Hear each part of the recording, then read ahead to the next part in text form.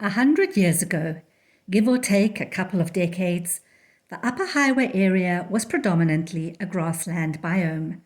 The area was rich in plants, beautiful, biodiverse, changing with each season, a biome which supported an abundance of insects, birds, reptiles, and mammals. Then humans arrived. Ordinary people, good people, people like you and me.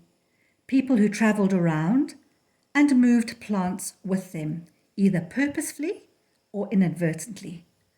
The tourist who sneaked a few plant seeds into their suitcase to plant back home to remind themselves of a happy holiday may not have realized they were potentially creating an environmental disaster. What makes invasive species a problem? After all, they're invariably beautiful plants.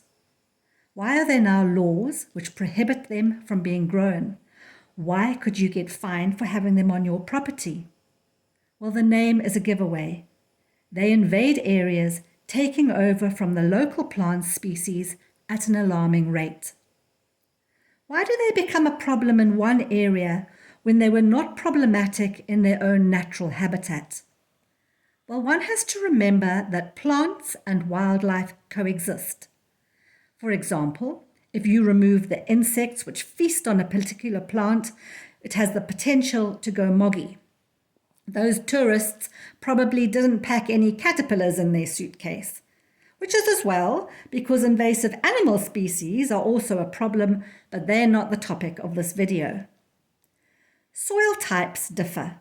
A plant which is relocated from an area with poor soil may grow faster and spread quicker if the soil in its new home is more fertile. Different weather patterns can influence how quickly a plant spreads. A plant which gets hammered back by frost in its natural environment may spread rapidly in a subtropical climate. Protecting our biodiversity is not the only reason we should be removing aliens. Aliens can adversely affect water supplies and cause erosion. This series of short videos aims to help you to identify problem invasive species, provide you with indigenous plants which can be used to give a similar visual effect in your garden while simultaneously supporting wildlife, and we'll look at the best methods to remove and dispose of invasives safely. We're very privileged to live in a unique, beautiful area. Many of our grasslands are endemic to KZN and listed as critically endangered.